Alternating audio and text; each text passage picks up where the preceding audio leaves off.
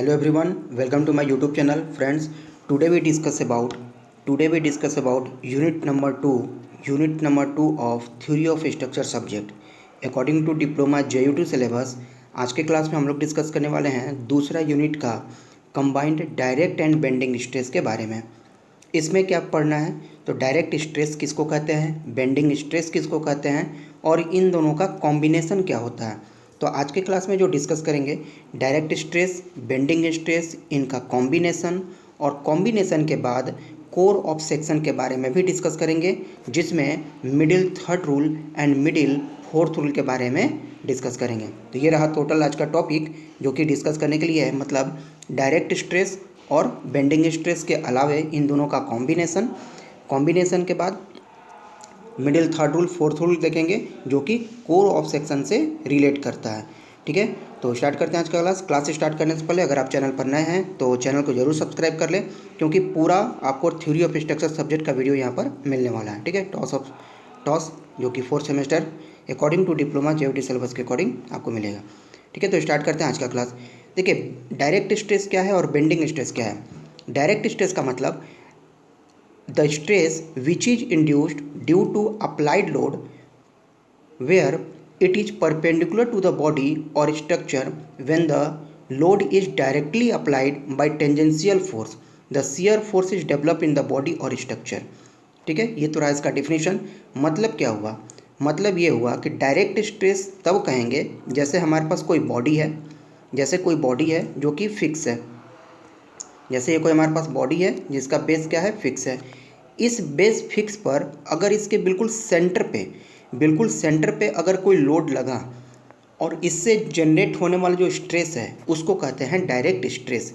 क्योंकि जानते हैं क्या स्ट्रेस का फॉर्मूला क्या होता है, लोड पर unit area is known as stress. तो डायरेक्टली अप्लाइड होगा बॉडी के कहाँ, सेंटर पे यानी एक्सिस पे। जैसे एग्जांपल देते हैं, अगर कोई ह्यूमन है, अगर कोई आप में से कोई भी आदमी है, अगर इसके सर पे डायरेक्ट लोड रखते हैं, ठीक है, तो इससे होने वाला स्ट्रेस को कहेंगे, इससे जनरेट होने वाला स्ट्रेस को कहेंगे डायरेक्ट स्ट्रेस। और बेंडिंग स्ट्रेस को किसको कहेंगे, जो कि इसके बॉडी पर नहीं लगे, बॉडी पर ही लगेगा, मतलब सेंटर पे नहीं लगेगा, सेंटर से कुछ दूरी पे लगेगा। जैसे इस डायग्राम में देख सकते हैं कि हमारा ये सेंटर है, बॉडी का एक्सिस है, और इस एक्सिस पर लोड ना लग के कुछ दूरी पे, कितना दूरी पे, तो स्मॉल ई दूरी पर यह लोड लगता है। मतलब कि अगर आपके सर पे लोड नहीं दिया जाए, कहाँ दिया जाए, कंधे पर दिया जाए। ठीक है, जो कंधा पर लोड होगा तो इसके वजह से जो स्ट्रेस जनरेट होगा वो कहलाएगा बेंडिंग स्ट्रेस। क्यों बेंडिंग स्ट्रेस कहलाएगा, क्योंकि लोड जब यहाँ पे लगेगा तो जो डिस्टेंस को ये कवर कर रहा है, तो लोड इनटू डिस्टेंस ये डाउन करेगा नीचे बॉडी, यानी कि बेंडिंग की कंडीशन में आएगा, और इससे जनरेट होने वाला, इस लोड से जनरेट होने वाला स्ट्रेस को कहेंगे बेंडिंग स्ट्रेस। ठीक है, तो उम्मीद है समझ में आया होगा डायरेक्ट स्ट्रेस और बेंडिंग स्ट्रेस के बारे में। ठीक है, तो डायरेक्ट स्ट्रेस को डिफिनेशन और बेंडिंग स्ट्रेस का डिफिनेशन क्या है, when the load is acting, it does not coincide with the body, then the resistance per unit area is called bending stress। जब स्ट्रेस जो है, जब लोड बॉडी के सेंट्रोइडल एक्सिस से, यानी कि उसके एक्सिस ऑफ सेंट्रोइडल से अगर कंसाइड नहीं करता है, उस केस में जनरेट होने वाले स्ट्रेस को कहेंगे बेंडिंग स्ट्रेस। और ये 3 डायग्राम हमने बना के दिखाए हैं। 3 डायग्राम का केस का मतलब क्या है कि डायरेक्ट स्ट्रेस का तो नहीं दिखाए हैं, ये हमने दिखाया है बेंडिंग स्ट्रेस का। मतलब क्या हुआ, मतलब ये हो कि देखिए, पहले बॉडी है, इस बॉडी का जो एक्सेल पोजीशन है इस पर लोड नहीं लग करके कहाँ लग रहा है, इससे कुछ दूरी पे, कितना दूरी पे, तो ई दूरी पे लग रहा है, और इससे जो जनरेट होता है, इससे मोमेंट जनरेट होता है, क्योंकि जहाँ भी लोड आएगा डिस्टेंस के साथ तो वहाँ मोमेंट जनरेट होगा ही होगा। तो ये जो मोमेंट जनरेट होगा ये होगा mu = P × E का, और इसी को कहा जाता है बेंडिंग स्ट्रेस। ठीक है, तो उम्मीद है इतना चीज़ें समझ में आई होंगी। और ये जो डायग्राम देख रहे हैं, यह डायग्राम है, ये टॉप व्यू। इस कॉलम को हम जब टॉप से देखेंगे, यहाँ से टॉप से जब देखेंगे तो ये हमें ऊपर से कुछ ऐसा दिखेगा, जो कि ई डिस्टेंस पर यहाँ पर कुछ पॉइंट पर लोड लग रहा है, और इससे मोमेंट जनरेट होगा कितना, mu = P × E का। ठीक है, अब बात करते हैं अगला टॉपिक, इसेंट्रिक लिमिट और लिमिट ऑफ इसेंट्रिसिटी का। इसको कैसे डिफाइन करते हैं, तो देखिए, लिमिट ऑफ इसेंट्रिसिटी मतलब हुआ a load whose line of action does not coincide with the axis of member is called eccentric load. मतलब इसेंट्रिक लोड किसको कहेंगे, ऐसा लोड जिसका लाइन ऑफ एक्शन जो है कंसाइड नहीं करेगा, does not coincide with the axis of member के एक्सिस से कंसाइड नहीं करता है, ऐसे लोड को इसेंट्रिक लोड कहते हैं। मतलब यहाँ पर देखिए, यहाँ पर जैसे ये जो लोड है बॉडी पर कंसाइड नहीं कर रहा है, कहाँ नहीं कर रहा है, क्योंकि ये ई डिस्टेंस पर आ गया, ये पी यू जो है ई डिस्टेंस पर लग रहा है, तो इस लोड को कहेंगे हम लोग क्या, इसेंट्रिक लोड। किसको कहेंगे, इसेंट्रिक लोड। आई जो जितना दूरी पे लग रहा है, इसके सेंट्रोइडल डिस्टेंस से जितना दूरी पे लग रहा है ई डिस्टेंस पर, इसी को कहा जाता है लिमिट ऑफ इसेंट्रिसिटी या इसेंट्रिक लिमिट कहते हैं। ठीक है, तो आगे कंटिन्यू करते हैं डेफिनेशन को।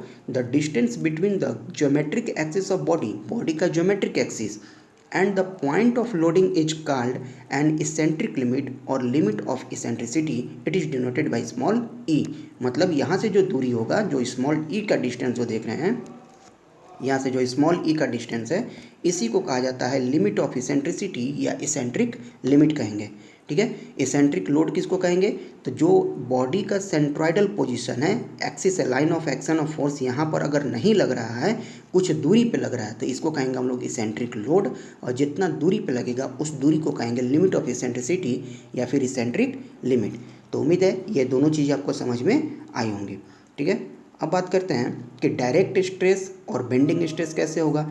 डायरेक्ट स्ट्रेस का मतलब, जैसा कि हम पहले भी पढ़ चुके हैं, क्या कि फोर्स पर यूनिट एरिया को क्या कहते हैं, स्ट्रेस कहते हैं, और डायरेक्टली बॉडी पे सेंट्रॉइड पोजीशन पे अगर लग रहा है, एक्ट हो रहा है, तो उस केस में जनरेट वाला स्ट्रेस को डायरेक्ट स्ट्रेस कहेंगे। इसको डिनोट करते हैं सिग्मा नॉट से।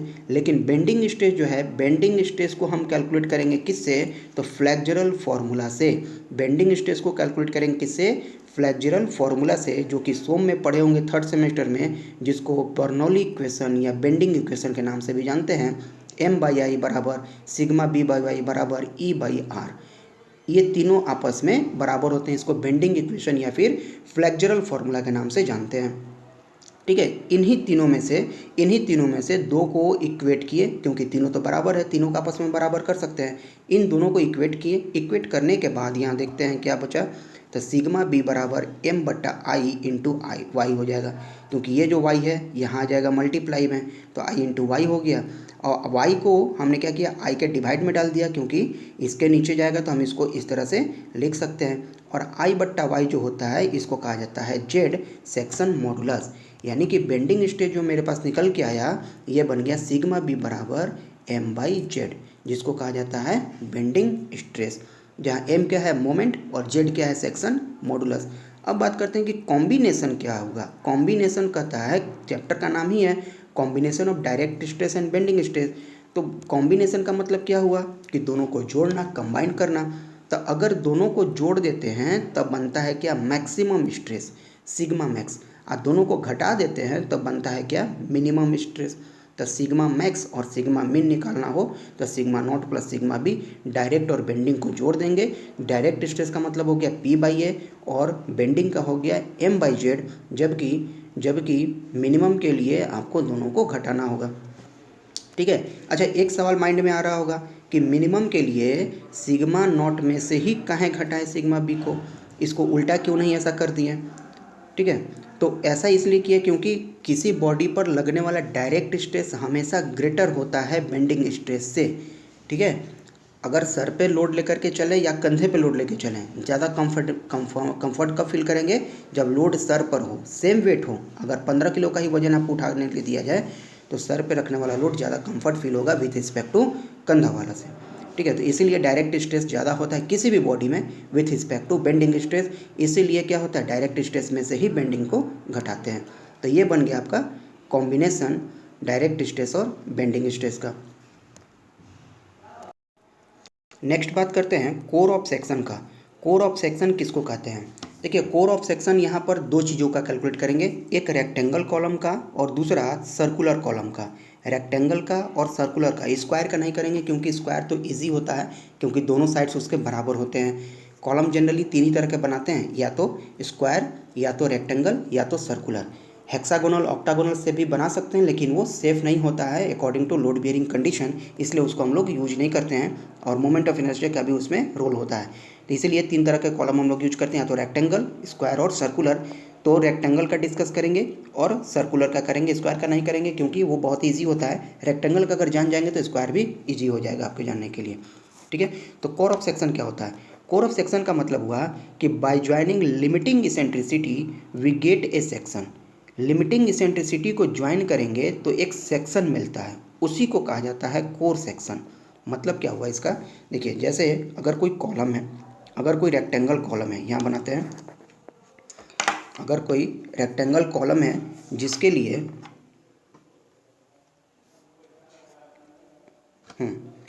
कोई हमारे पास में रेक्टेंगल कॉलम है, इससे बनाते हैं,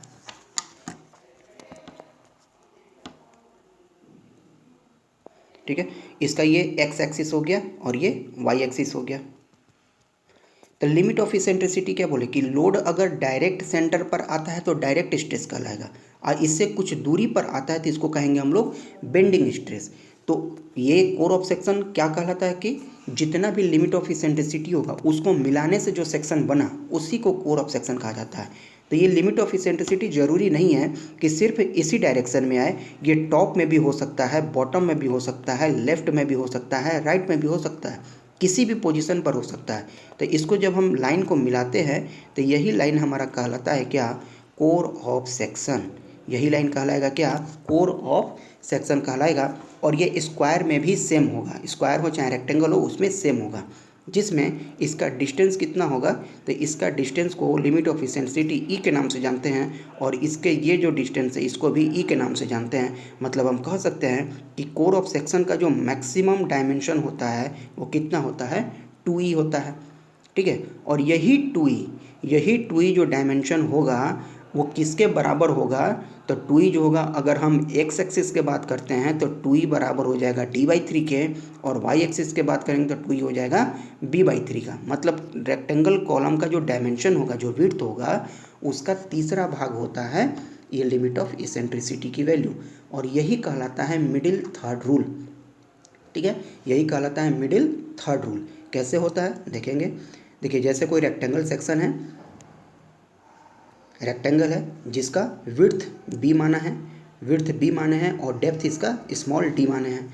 इस रेक्टेंगल कॉलम में, इस रेक्टेंगल सेक्शन में लिमिट ऑफ इसेंट्रिसिटी को मिलाने से जो सेक्शन बना वो कहलाएगा क्या? Core section, core of section, जिसका ये टोटल डायमेंशन कितना होगा? 2e के बराबर, ठीक है। यहाँ पर 2e लिखे हुए हैं, और 2e के बराबर होगा तो ये 2e किसके बराबर होगा? तो 2e होगा b/3 का, जब लिमिट ऑफ इसेंट्रिसिटी इसके y एक्सिस पर आएगा, और यह होगा d/3 का जब लिमिट ऑफ इसेंट्रिसिटी इसके x एक्सिस पर रहेगा, इस डायरेक्शन में रहेगा तब। अब ये कैसे होगा? और इसी का प्रूविंग कहलाता है मिडिल थर्ड रूल। इसी को प्रूफ करना कहलाता है मिडिल थर्ड रूल। कैसे होता है देखिए, रेक्टेंगल का इसने जितना भी हमने लिखा हुआ है ये इसका हाफ पार्ट को, ठीक है। टोटल डेप्थ है d, तो हाफ पार्ट हो जाएगा d/2, और टोटल विड्थ है b, तो हाफ पार्ट हो जाएगा b/2 और b/2। इतना डिस्टेंस हो जाएगा स्मॉल e, यहाँ का भी डिस्टेंस होगा स्मॉल e, तो दोनों मिला के हो जाता है 2e। सिमिलर केस यहाँ से भी बन जाता है 2 × e का। अब कहते क्या इसमें, देखिए मिडिल थर्ड रूल क्या कहता है? The cement concrete column are weak in tension, tension में वीक होता है। Hence the load must be applied on this column in such a way that, इस तरह से अप्लाई करते हैं लोड को, there is no tensile stress anywhere in the section. अच्छा, कोर ऑफ सेक्शन का मतलब क्या हुआ? ये तो जान गए कोर ऑफ सेक्शन कहते किसको है, यानी लिमिट ऑफ इसेंट्रिसिटी को मिलाएं, जहाँ पर मिल गया हमें सेक्शन, इस सेक्शन को कोर ऑफ सेक्शन कहेंगे। इसका मतलब क्या हुआ कि लोड अगर सेंटर में नहीं लग रहा है, लोड अगर सेंटर में नहीं लग रहा है, सेंटर के बाहर लग रहा है, तो सेंटर के बाहर कहाँ पे लोड लगेगा कि कॉलम हमारा सेफ रहेगा अंडर लोडिंग कंडीशन? तो ये वो एरिया बताता है, ये कोर ऑफ सेक्शन वह एरिया बताता है कि सेंटर के अलावा इतना दूरी में कहीं भी लोड लगेगा तो कॉलम हमारा सेफ रहेगा, ठीक है। इसके अलावा लोड कहीं भी नहीं लगना चाहिए, अदरवाइज कॉलम हमारा फेल हो जाएगा। यानी कि सेंटर पॉइंट से कितना दूरी होना चाहिए जहाँ तक लोड बियर कर सकेगा, तो यही वो बताता है कोर ऑफ सेक्शन के बारे में, ठीक है। और ये कोर ऑफ सेक्शन का कैलकुलेशन ही कहलाता है मिडिल थर्ड रूल, ठीक है। कैसे होता है देखिए, एरिया ऑफ सेक्शन, सेक्शन का एरिया क्या होगा इसका? रेक्टेंगल है तो area is equal to B into में डी हो जाता है, ठीक है। एरिया बी इंटू डी हो जाएगा। और सेक्शन मॉडुलस क्या होता है, सेक्शन मॉडुलस हो जाएगा जेड इज इक्वल टू आई बट्टा वाई, और जेड इज इक्वल टू आई बट्टा वाई हमने दोनों ही केस के लिए लिखा है, एक्स एक्सिस के लिए भी और वाई एक्सिस के लिए भी, क्योंकि लिमिट ऑफ इसेंट्रिसिटी दोनों एक्सिस में से कहीं भी हो सकते हैं, एक्स पर भी हो सकता है, वाई पर भी हो सकता है, ठीक है।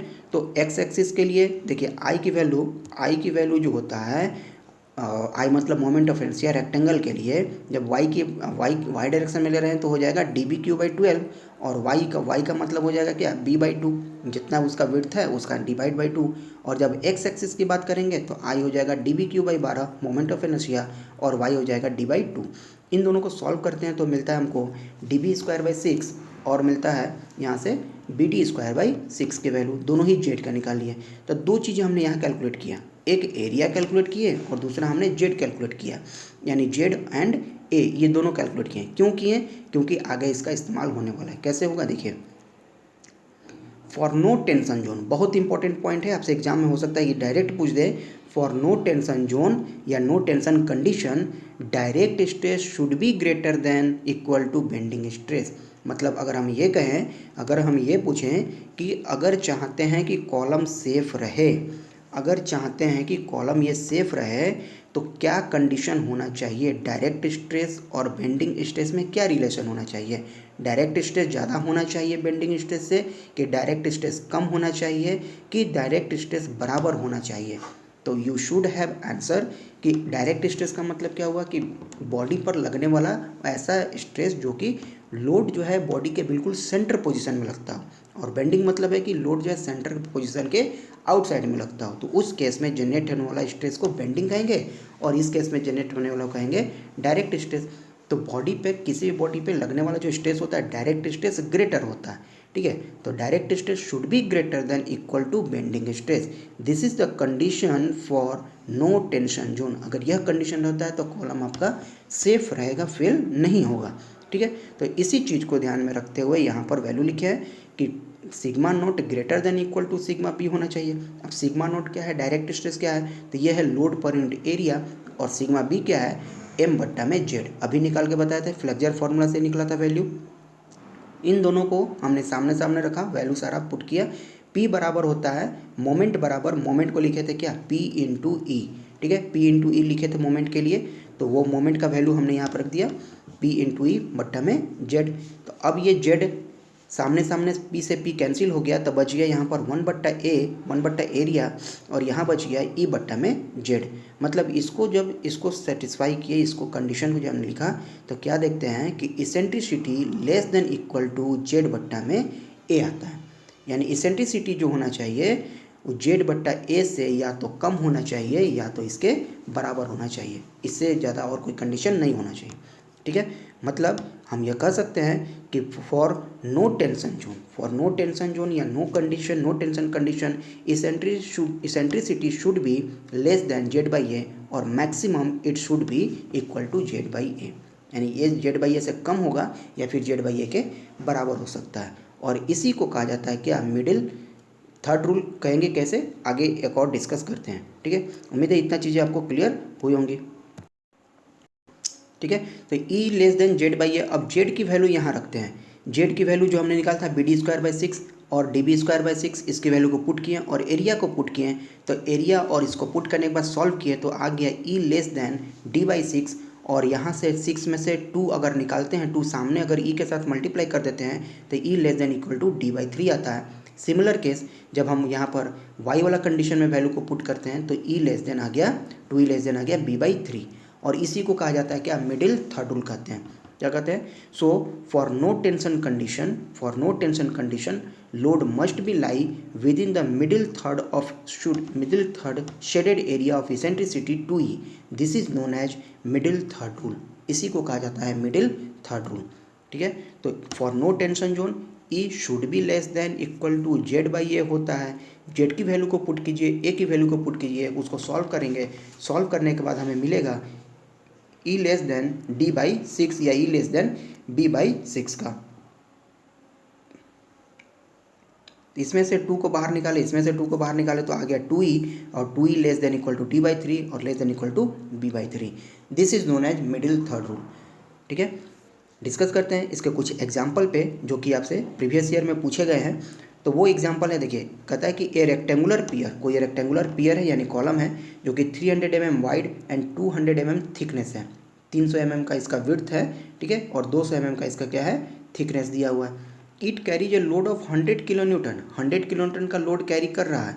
कहाँ पे कैरी कर रहा है? At an eccentricity of 40 mm, 40 mm के इसेंट्रिसिटी पर लोड को कैरी कर रहा है। लेकिन इसेंट्रिसिटी है कहाँ पे? In a plane bisecting the thickness, वैसा प्लेन जो कि थिकनेस को बाइसेक्ट कर रहा हो, उस केस में मैक्सिमम और मिनिमम स्ट्रेस को कैलकुलेट करना है। कैसे करेंगे? देखिए एक डायग्राम यहाँ पर बनाया हुआ है इसके लिए कि एक कॉलम है रेक्टेंगल कॉलम जिसका डायमेंशन 300 × 200 का दिया हुआ है। इसमें इसेंट्रिसिटी कितना दिया है? 40 mm। कहाँ पे 40 mm है? तो जहाँ 200 mm यानी थिकनेस को बाइसेक्ट करने वाला लाइन पर लग रहा है इसेंट्रिसिटी, और यहीं पर लोड अप्लाइड है कितना का? तो 100 किलो न्यूटन का लोड यहाँ पर अप्लाइड है। तो इस केस में आपको कैलकुलेट करना है मैक्सिमम स्ट्रेस और मिनिमम स्ट्रेस के लिए। तो दिए हुए वैल्यू को पहले लिख लेना है, क्या क्या गिवन डेटा है। तो गिवन डेटा के according we have b = 300 mm depth है, 200 यानी थिकनेस, p है 100 किलो न्यूटन और e है 40 mm। देखिए एग्जाम में जब भी न्यूमेरिकल सॉल्व कर रहे होते हैं तो पहले आप गिवन डेटा को लिख लीजिए ताकि एग्जामिनर को इजी रहता है कॉपी चेक करने में, और इस केस में मार्क्स आपको ज़्यादा मिलने के चांसेज रहते हैं, ठीक है। तो सिग्मा मैक्स निकालने के लिए बात करें कि मैक्सिमम स्ट्रेस, मैक्सिमम और मिनिमम पूछा हुआ है। तो मैक्सिमम की फॉर्मूला लगाइए P/एरिया m/z, और m की वैल्यू हम जानते हैं क्या होता है, m बराबर होता है P × E, और P का भी वैल्यू आपको पता है, E का भी वैल्यू आपको पता है। तो यहाँ पर सबकी वैल्यू को हमने पुट किया, पुट करने के बाद वैल्यू को कैलकुलेट किए, और कैलकुलेट किए तो हमारे पास में आंसर निकल के आया, इन दोनों को जोड़े 1.67 1.33, तो 3 N/mm² का। और यह चूँकि पॉजिटिव है तो इसलिए आ गया क्या, कंप्रेसिव, ठीक है। अगर निगेटिव रहता तो टेंसाइल होता। अगला बात करते हैं मिनिमम का। तो मिनिमम के लिए ये वैल्यू दोनों को घटा देना है। अच्छा जेड जो है दिया नहीं है, जेड को कैलकुलेट करना होता है, और जेड जो है देखिए जेड यहाँ पर कहा कि जिस एक्सिस में इसेंट्रिसिटी होगा उसी के साथ में मल्टीप्लाई करना होता है, यानी BD²/6 के लिए, ठीक है। तो गलती नहीं करें, यहाँ पर बहुत मिस्टेक होता है, कई लोग लिख देते हैं इस तरह से 300 × 200² 6। तो ये मत करेंगे, ये नहीं करेंगे गलती, क्योंकि इसेंट्रिसिटी 200 mm वाले लाइन पर बाइसेक्ट कर रहा है, ठीक है। तो इसेंट्रिसिटी जिस लाइन पर बाइसेक्ट कर रहा होता है उस लाइन को पहले यहाँ पर लिखेंगे, और बाकी जो भी आपका D² है उसको यूज करें, क्योंकि वही उसका विड्थ हो जाता है। तो उम्मीद है इतना चीज़ें क्लियर हुई होंगी, ठीक है। अब बात करते हैं मिडिल फोर्थ रूल का। मिडिल फोर्थ रूल किसको कहते हैं? मिडिल फोर्थ रूल का मतलब हुआ कि एक जब हम अभी तो एक रेक्टेंगल कॉलम का, रेक्टेंगल का डिस्कस किए, अब डिस्कस करते हैं सर्कुलर का, ठीक है। सर्कुलर में भी तो पॉसिबिलिटीज़ है, सर्कुलर कॉलम भी तो बनाते हैं। तो सर्कुलर कॉलम मानते हैं कि ये एक सर्कुलर कॉलम है जिसका सेंटर है, और सेंटर से जो इसेंट्रिक वैल्यू होगा, यानी कि लोड जो है सेंटर पे नहीं पड़ के इससे कुछ डिस्टेंस पर आ रहा है, और वह डिस्टेंस कितना है, तो E है, जिसको लिमिट ऑफ इसेंट्रिसिटी या इसेंट्रिक लिमिट कहते हैं, ठीक है। यहीं पर लोड आ रहा है। तो ऐसा तो हो सकता है कि सिर्फ लेफ्ट में ही है, ऐसा तो होगा नहीं कि सिर्फ राइट में ही है, लेफ्ट में भी लग सकता है, टॉप में भी लग सकता है, बॉटम में भी इसेंट्रिक लग सकता है, लोड सर्कल के कहीं भी अप्लाई हो सकता है। तो वह रीजन जो सभी इसेंट्रिसिटी को मिलाते हुए बनता है, सभी इसेंट्रिक पॉइंट को मिलाते हुए बनता है, उस रीजन को कहा जाता है कोर ऑफ सेक्शन। इस रीजन को क्या कहेंगे? Core of section. मतलब यह सेक्शन बताता है कि सेंटर के अलावे कितना डिस्टेंस होगा जहाँ पर लोड के पड़ने से कॉलम के लोड बियरिंग पर कोई इफेक्ट नहीं पड़ेगा, कॉलम हमारा क्रश नहीं होगा, कॉलम बेंड बकल नहीं होगा, ठीक है। वो कॉलम हमारा सेफ रहेगा। कितना डायमीटर होना चाहिए? तो इस केस में जो डायमीटर होना चाहिए पूछता है core of section circular column का डायमीटर कितना होता है, तो 2E होता है, ठीक है। 2E होता है, क्योंकि E और E मिलके क्या बन जाता है, 2E बन जाते हैं। तो स्टार्ट करते हैं इसके लिए। Let us consider a solid square section of diameter D। इसका डायमीटर D है। इसके लिए सेक्शन मॉडुलस, कॉलम का सेक्शन मॉडुलस क्या होता है? कॉलम के लिए सेक्शन मॉडुलस I/Y। इसके लिए मोमेंट ऑफ इनर्शिया और Y की वैल्यू इसके लिए पुट करेंगे और देखेंगे कि इसका वैल्यू कितना होता है। कॉलम के लिए जो आई की वैल्यू होती है ये होता है π/64 डी के power 4 and Y is equal to हो जाएगा d/2। इसको सॉल्व करने पर हमें जेड की वैल्यू मिलती है π/32 डी क्यू। ठीक है, और सर्कुलर है तो एरिया ऑफ सर्कुलर सेक्शन जो हो जाएगा वो π/4 डी स्क्वायर के टर्म में हो जाएगा। फिर यहाँ भी वही कंडीशन लगाएंगे, फॉर नो टेंशन कंडीशन या फॉर नो टेंशन जोन। ठीक है, तो उसके लिए कंडीशन हमने ऊपर देखा था E less than equal to Z by A होता है। ये कैसे आया था? तो आया था sigma not greater than equal to sigma B होना चाहिए।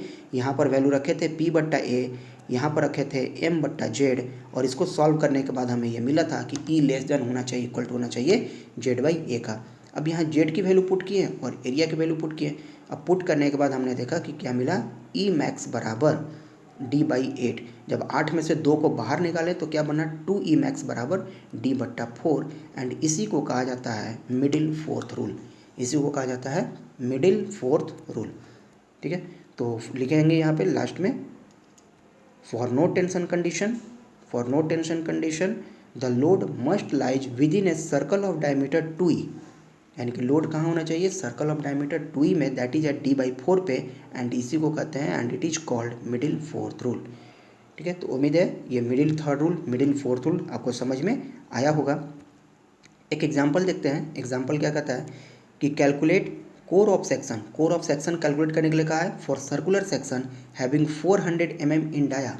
सर्कुलर सेक्शन का आप कोर ऑफ सेक्शन निकालिए जिसका डायमीटर कितना है, 400 mm है। मतलब क्या कि क्वेश्चन में ये कहा है कि एक सर्कुलर सेक्शन है जिसका डायमीटर कितना है, 400 mm का है। तो कहता है कि इसका कोर ऑफ सेक्शन कितना होगा, तो अभी हम लोगों ने पढ़ा कोर ऑफ सेक्शन जो होता है 2e less than equal to d/4 का होता है। तो जितना डायमीटर उसको 4 से भागा देंगे तो 2e हो जाएगा, और यही तो कोर ऑफ सेक्शन का डायमीटर होता है। ठीक है, मतलब क्या, मतलब ये कोर ऑफ सर्कुलर सेक्शन क्या होता है, 2 इंटू ई मैक्स, और 2 इंटू ई मैक्स क्या है। अब ई के लिए क्या निकाले, देखिए ई की वैल्यू हमने यहाँ से निकाला, ई मैक्स जो होता है d/8 होता है। तो ई की वैल्यू गया कितना, 50, और 50 को यहाँ रख दिया वैल्यू तो 100। ठीक है, मतलब कहने का कि जैसे आपके पास में सर्कल है, इसका डायमीटर कितना दिया है, 400 दिया हुआ है, 400 mm में है। अब पूछता है कि कोर ऑफ सेक्शन बताइए कितना डायमीटर होगा। तो कोर ऑफ सेक्शन कितना बताए थे, सेंटर से ई डिस्टेंस और ई डिस्टेंस यानी 2e, और 2e किसके बराबर था, d/4 का। तो 2e बराबर कितना हो गया, d/4। डी का वैल्यू दिया है कितना, 400/4 कितना मिल गया, तो 100। तो 2e का वैल्यू कितना हो गया, 100। याद रहे क्वेश्चन में कहा है कोर ऑफ सेक्शन का डायमीटर, अगर कहता है इसेंट्रिसिटी तो आपका आंसर 50 mm होता। आपका आंसर क्या होता है, 50 mm हो जाता, वहाँ पर 100 नहीं होता। अभी 100 क्या है, कोर ऑफ सेक्शन का डायमीटर है। तो उम्मीद है ये चीज़ें आपको क्लियर हुई होंगी। एक और क्वेश्चन देख लेते हैं। कहता है calculate the limit of eccentricity. देखिए यहाँ पर लिमिट ऑफ इसेंट्रिसिटी पूछा है कैलकुलेट करने के लिए, for a circular column of external diameter capital D and internal diameter small D. मतलब यहाँ पर आपसे क्वेश्चन में पूछ दिया है सर्कुलर सेक्शन का लिमिट ऑफ इसेंट्रिसिटी ई की वैल्यू पूछा है, जिसका एक्सटर्नल डायमीटर कैपिटल डी और इंटरनल डायमीटर यानी छोटे वाले का डायमीटर क्या दिया है, स्मॉल डी, और बड़े वाले का जो डायमीटर दिया है वो कैपिटल डी दे रखा है। तो इसके लिए क्या करेंगे, तो पहले हम निकालते हैं इसका जेड यानी मोमेंट ऑफ इनर्शिया।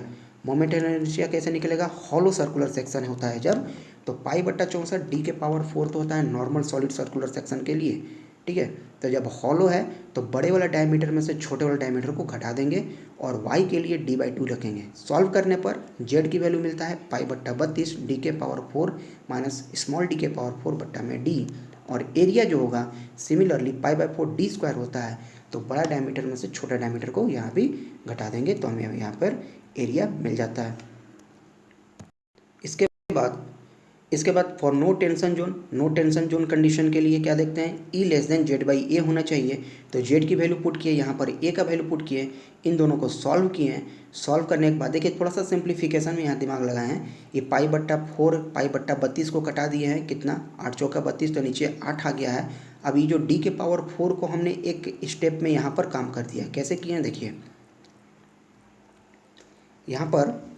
यहाँ पर ये देखिए पाई से पाई कैंसिल हो जाएगा और 4 से 32 कैंसिल हो जाएगा 8 बार में, तो 1/8, तो 8 यहाँ पर आ चुका है। ठीक है, अब डी के पावर 4 है तो इसको लिख सकते हैं डी स्क्वायर का स्क्वायर माइनस डी स्क्वायर का स्क्वायर, तो ए स्क्वायर माइनस बी स्क्वायर हो गया, तो इसको लिख दिए ए प्लस बी और लिख दिए ए माइनस बी। अब ए माइनस बी और नीचे भी ए माइनस बी है, तो इन दोनों को आपस में फिर से कटा दिए, तो बच गया क्या, D square plus D square divide by 8d। तो यहाँ पर यह वैल्यू मिल जाता है ई मैक्स बराबर हो जाता है आपका D square plus D square divide by 8 into में डी। तो यही हो गया क्या, इसका limit of eccentricity for a hollow circular section having external diameter capital D and internal diameter small D. ठीक है, तो इसके लिए लिमिट ऑफ इसेंट्रिसिटी की वैल्यू आगे कितनी, अगर 2 ही पूछा, लिमिट ऑफ इसेंट्रिसिटी पूछा तो ई हो जाएगा, अगर डायमीटर ऑफ इसेंट्रिसिटी पूछा तो हो जाएगा D square plus D square by 4d। ये आपका आंसर हो गया। तो उम्मीद है आज का ये सेशन आपको समझ में आया होगा। आज के क्लास में इतना ही, मिलते हैं अपने नेक्स्ट क्लास में कुछ नए टॉपिक के साथ। और वीडियो अच्छी लगी हो तो लाइक और शेयर जरूर करें, और चैनल पर नए तो चैनल को जरूर सब्सक्राइब करें।